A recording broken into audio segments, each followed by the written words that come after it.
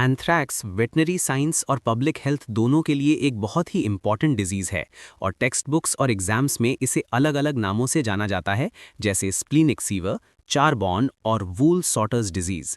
ये एक extremely dangerous disease है क्योंकि ये बहुत रैपिडली स्प्रेड होती है, एनिमल्स में सडन डेथ कॉज करती है और ह्यूमंस को भी इन्फेक्ट कर सकती है। इसीलिए इसे एक सीरियस जूनोटिक डिजीज़ माना जाता है।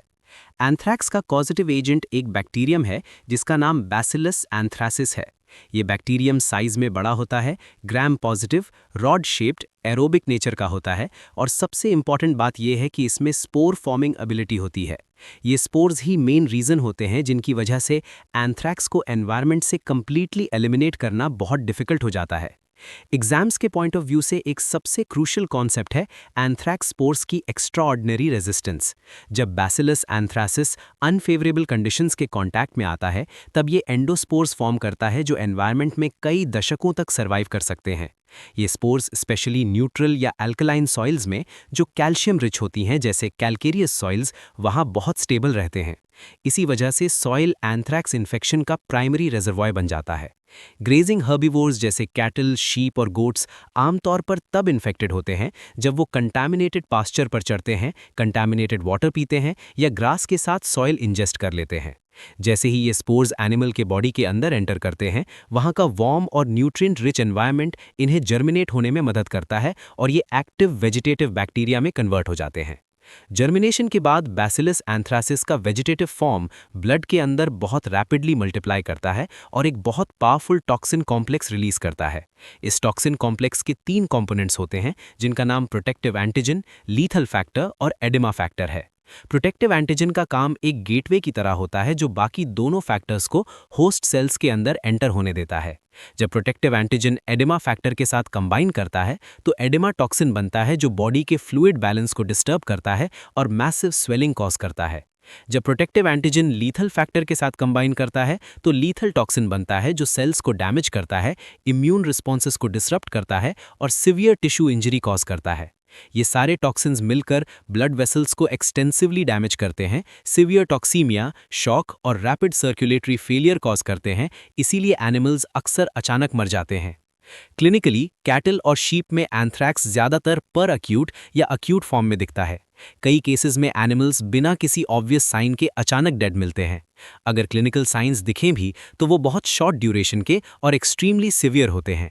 अफेक्टेड एनिमल्स में वेरी हाई फीवर हो सकता है जो 42 डिग्री सेल्सियस या 108 डिग्री फ़ारेनहाइट तक पहुंच जाता है।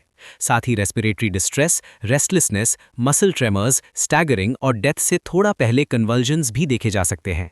एंथ्रैक्स का एक सबसे डिस्टिंक्टिव और एग्जाम ओरिएंटेड फीचर है नेचुरल बॉडी ओपनिंग से डार्क, थिक, टार लाइक ब्लड का डिस्चार्ज, जैसे नॉस्ट्रिल्स, माउथ, एनस और वल्वा। ये ब्लड क्लॉट नहीं होता जो एक बहुत कैरेक्टरिस्टिक फाइंडिंग है। इसके साथ साथ कार्कस में रैपिड ब्लोटिंग होती है और रिगर मोर्टिस एब्सेंट होता है, मतलब डेथ के बाद बॉडी नॉर्मली स्टिफ नहीं होती। वेटनरी प्रैक्टिस का एक गोल्डन रूल है कि अगर किसी एनिमल के डेथ का सस्पिशन एंथ्रैक्स पर हो तो उस कार्कस को कभी भी पोस्टमार्टम के लिए ओपन नहीं करना चाहिए। ये रूल बहुत ही इंपॉर्टेंट है। जब कार्कस ओपन किया जाता है तो बैक्टीरिया का वेजिटेटिव फॉर्म एटमॉस्फेरिक ऑक्सीजन के कांटेक्ट में आ जाता है, जिससे स्पोर फॉर्मेशन ट्रिगर हो जाता है। ये स्पोर्स सॉइल को परमानेंटली कंटामिनेट कर देते हैं और फ्यूचर में एनिमल्स और ह्यूमंस दोनों के लिए long term source of infection बन जाते हैं। लेकिन अगर बाय मिस्टेक या अननोइंगली कार्कस ओपन हो जाए तो पोस्टमार्टम फाइंडिंग्स में यूजुअली पूरे बॉडी में वाइड स्प्रेड हेमरेजेस और एक बहुत कैरेक्टरिस्टिक स्प्लीन देखा जाता है। स्प्लीन बहुत ज़्यादा एनलार्ज्ड, सॉफ्ट, डार्क और सेमी फ्लूइड हो जाता है, जिसे अक्सर ब्लैकबेरी जैम कंसिस्टेंसी से कंपेयर किया जाता है और ये एंथ्रैक्स का क्लासिकल लीजन है। डायग्नोसिस के लिए सेफ और प्रॉपर सैंपल कलेक्शन बहुत ज़रूरी होता है। कार्कस को ओपन करने के बजाय पेरिफेरल ब्लड वेसल जैसे ईयर वेन या टेल वेन से एसेप्टिकली ब्लड स्मीयर कलेक्ट किया जाता है। जब इस ब्लड स्मीयर को पॉलीक्रोम मेथिलीन ब्लू से स्टेन किया जाता है तो bacteria large square ended blue rods के रूप में दिखते हैं, जिनके चारों तरफ पिंक या पर्पलिश कैप्सूल होती है। इस डिस्टिंक्टिव स्टेनिंग अपीयरेंस को मैकफैडियंस रिएक्शन कहा जाता है और यह एंथ्रैक्स का क्लासिक डायग्नोस्टिक फीचर है। इसके अलावा और भी डायग्नोस्टिक मेथड्स यूज होते हैं, जैसे अस्कोलीज थर्मोप्रेसिपिटेशन टेस्ट, जो मेनली एनिमल प्रोडक्ट्स जैसे हाइड्स और स्किन्स में एंथ्रैक्स एंटीजन डिटेक्ट करने के लिए यूज होता है। मॉडर्न कन्फर्मेटरी टेस्ट्स में पीसीआर टेक्निक्स और बैक्टीरियल कल्चर शामिल है, जहां ऑर्गेनिज्म कैरेक्टरिस्टिक मेड्यूसा हेड या ग्राउंड ग्लास अपीयरेंस वाली कॉलोनीज बनाता है। एंथ्रैक्स का ट्रीटमेंट पर अक्यूट केसेस में अक्सर सक्सेसफुल नहीं होता, क्योंकि डेथ बहुत रैपिडली हो जाती है। लेकिन जो एनिमल्स अर्ली स्टेज में होते हैं या जो एक्सपोज हुए हैं पर अभी सिवियरली इल नहीं हैं, उन्हें एंटीबायोटिक्स से इफेक्टिवली ट्रीट किया जा सकता है। पेनिसिलिन को ड्रग ऑफ चॉइस माना जाता है, जबकि ऑक्सीटेट्रासाइक्लिन और सिप्रोफ्लॉक्सिसिन भी कॉमनली यूज की जाती हैं और अर्ली एडमिनिस्ट्रेशन पर काफ़ी इफेक्टिव होती हैं।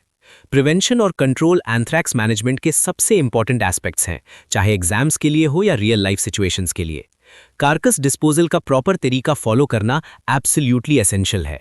डेड एनिमल्स को या तो कंप्लीटली इंसिनरेट करना चाहिए या फिर डीप बरियल करनी चाहिए, और बरियल साइट को thick layer of quick lime या लाइमस्टोन से कवर करना चाहिए।